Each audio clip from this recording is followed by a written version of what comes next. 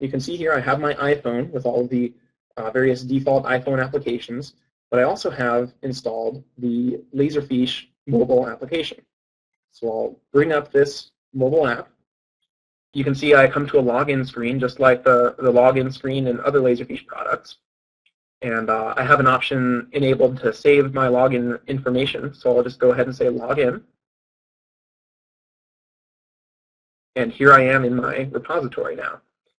So I'll tell a little story to give some context to the various features I'm introducing. Let's say that I'm on site with a client and I want to bring up all of my documents related to that client. Just like in other Laserfiche products, I have this search interface where I can, with one search, go through all of my documents, full text, entry names, and metadata. So I'll search for my client's name and say search. And here I get a number of documents returned. Now you can see that I have a mix of both Laserfiche type image documents, that's what this icon here represents, and electronic documents like PDFs and Word files. I can open any of these documents just by touching their name, and I'm brought to the pages for that document. I can browse through the different pages, I can double tap to zoom in, drag the document around. You can see that all of the instances of my search term have already been highlighted for me. The resolution of the document increases dynamically as you zoom in, which provides a snappy experience on the iPhone. And I can even rotate my iPhone, like I said, and view this in landscape mode for a better reading experience. But let me rotate back, and I'll go back to my search results. Now that was viewing the actual document.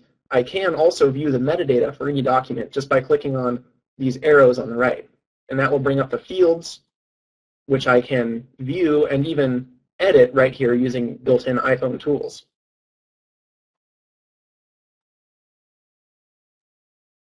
So I have my Laserfiche document, I viewed its images, and I looked at its field information. What about these other electronic documents? Can I do anything with these from my iPhone? So I'm going to go ahead and click on this PDF search result. And I'm actually brought not immediately to the document, but to its fields. The reason this happened is that the PDF doesn't have any Laserfiche pages associated with it, so it didn't automatically download the PDF. It can do this, but it's not the default, just so that you don't accidentally download a large electronic document onto your iPhone. If I do want to view the actual electronic document, I can just swipe across its name for more options, click on this export icon, and then say View Electronic Document. Before it downloads the actual document, I get a confirmation screen to see if I really want to download about 1 megabyte of data onto my phone. I'll say, okay, for 1 megabyte, this probably isn't so bad, but if this were a 200 megabyte document, that might be my entire monthly data allowance for my phone. So this is a handy feature to make sure that we don't accidentally download more data than we need to. But you can see it just took a minute, and now I have the PDF file, which I'm viewing through the iPhone's built-in PDF viewer. Even Word documents, I can do the same thing, swipe, click, or tap rather, and select View Electronic Document, confirm the download, and in this case I'm viewing it through the iPhone's built-in preview application.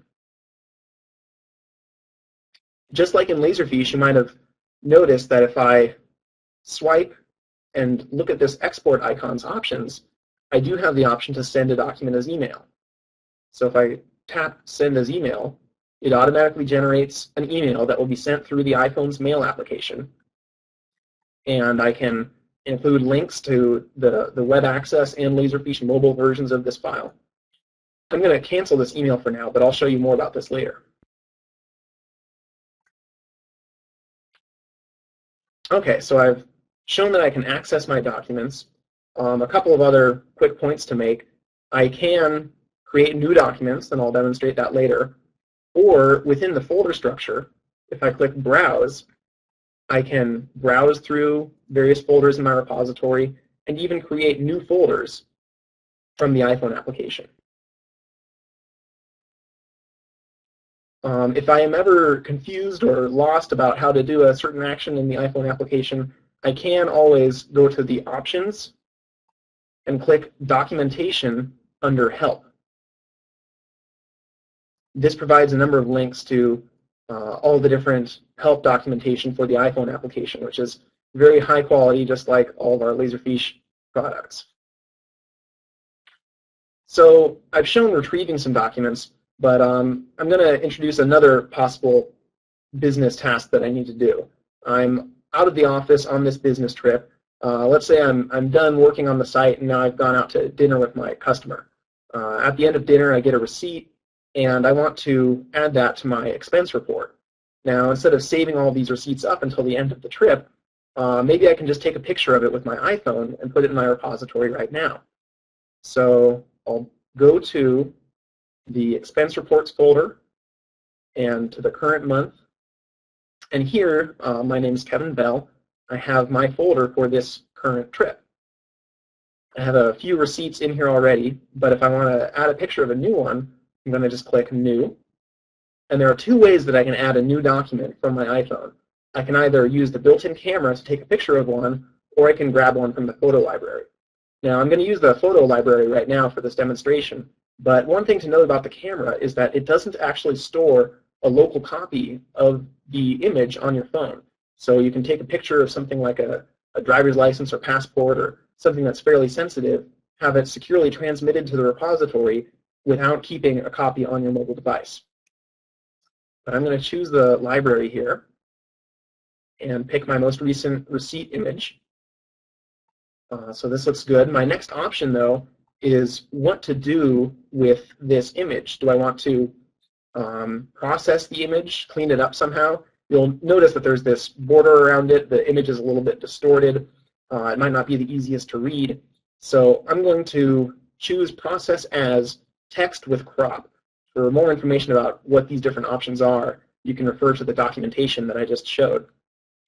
But I'm going to say Done. Now I can give this document a name, say August 31st dinner receipt. I can give it some field values, which might include giving it a template, like an expense report template. It's a receipt type document. I have a dinner category. I'll just fill this out. I'll put in the expense. The submitted date defaults to today. And then I'll say OK, close, done, and then save it to my repository. So now that's uploaded. Those image enhancements that I talked about are performed not actually locally on the phone where I don't have a lot of processing power, but back on the server side. So if I go to my browser view now and click on this new document, I'll see that this image has been rendered in a more high contrast, readable way. It's been automatically filled out to be a full squared off rectangle, so it's easy to see on anyone's computer screen. So I have all of my different receipts in here. Let's say my business trip finishes. The way I have it set up here is I'm going to go to my folder level metadata and mark the trip as being complete.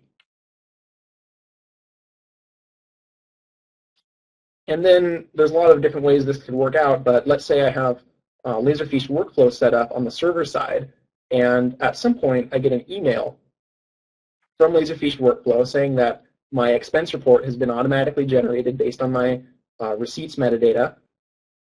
I have this link here that's been generated from workflow as well, which gives me a link to the Laserfiche mobile application for that document. I come right to the report that's been generated for me.